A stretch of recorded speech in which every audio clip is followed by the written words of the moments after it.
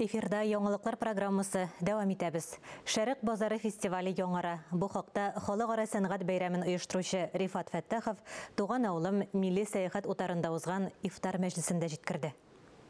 Безнең шундый әйтем бар. Бисмилла әйтеп башланган, изге айда башланган эшнең ахыры хәерле, бәрәкәтле була дип. Шәрык базарының беренчесе тарихка төрки халыклар эстрада фестивале буларак кирип калды. Елдан-ел дәрәҗәсе үскән җыр бәйрәме халыкара милли мәдәниятләр фестиваленә әверелде. Быел исә без фестивальне төп чараларын саклаган тәкъдирдә аны әлбәттә киңәйтәбез, камилләштерәбез һәм ике зур чара керә. Беренчесе халыкара Шәрык базары фестивале кысаларында яшь башкаручылар конкурсы үткәрәчәк. Төрки һәм Шәрык илләренең яшь башкаручылар конкурсы үтәчәк. Һәм икенчесе без менә бу бик зур мәсьәлә бит инде төрки мәдәниятләр, Шәрык мәдәниятләр арасындагы мөнәсәбәтләр аралашу. Без шул темага багышлап бик зур халыкара фәнни гамәли конференция үткәрәбез. Я Аллаһ-ар-Рахман.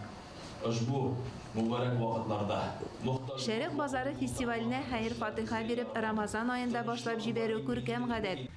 Әлбәттә хәзерге вакытта безнең яңа тәртипкә кирип китте җәмәгатьчелектә киң рәвештә ифтарларны үткәрү, хәтта шушы ифтарларда ураза тотмаган кешеләр дә, яки ислам динендә булмаган кешеләр дә килеп катнашалар һәм дә үзенә бер карата күңел ачу, иманны куәтләү, ислам дине белән танышу чараларына әверелде.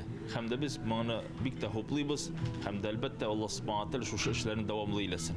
Ифтарда төрле илләрнең Казандагы баш консуллары катнашты. Татарстанда ilk Ramazanım.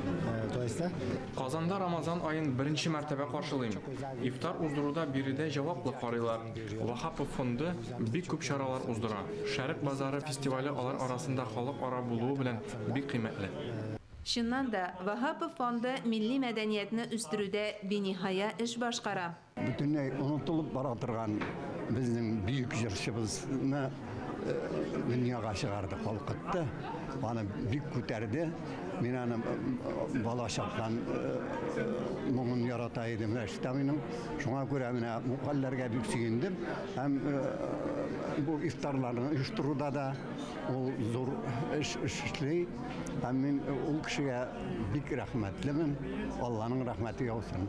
Нинди генә проектка алынса да Рифат Ахметович, аның һәр вакыт проектлары уңышлы була. Алар шундай масштаблы, бик зур күләмдә, бик матур чараларны уздыра әлбәттә.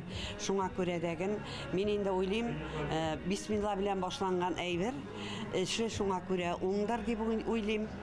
Гомумән, миңа инде менә ничә еллар шушы Вахапов фонды белән бергә эшләргә туры килде.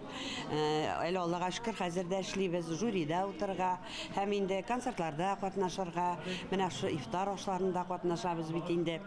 Һәр вакыт кунак итеп, матур итеп чакыралар. Мин әлбәттә бик рәхмәтлемен.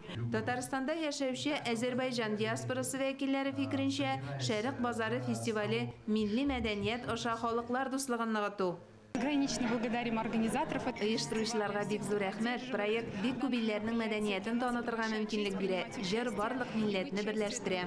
Для нас это большая. Безнең өчен Шәрык базары фестивале аеруча кадерле.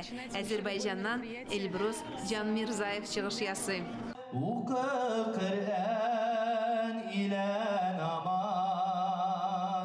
Мәдәни һәм рухи кыйммәтләрнең асылы бер булуы, мөнәҗәтләр, нәшидләр, хәдисләр аша да искәртелде. Кеше ул әлбәттә үзенең табигаты белән зәгыйфь зат, ләкин безгә юл күрсәтелгән һәм без менә шуңа барырга тиеш. Ураза икән димәк, ураза, намаз кылырга икән димәк, анысын кылырга, чөнки ата-бабаларыбыз гомер бакый шуны эшләп килгән. Безгә инде юл күрсәтелгән, безгә фәкать тәкъвалык белән аны кабул итәргә генә кирәк. Әнә шулай җәмәгать белән дуга кылып башланган Шәрык базары фестивале быел ноябрь ахырында булыр дип көтелә. Инде Ходай насыйп итсә, гала-концерт 30 ноябрь Казан Экспода булыр дип өметләнәбез. Быел әлбәттә аның форматы киңәеп кенә калмады, әлбәттә аның географиясы да, масштабы да киңәя. Әйтеп узган ел безнең фестивальда 30 milli мәдәният вәкиле катнашса, быел аларның саны 50-дән дә артыр дип уйлыйбыз. Быел инде без Бүгіннен 30 ил һәм 20 Россиян 20 төбәге белән сөйләшүләр алып барабыз. Мөршидә Җиһан, Ленар Хәбибуллин, Татарстан яңалыклары.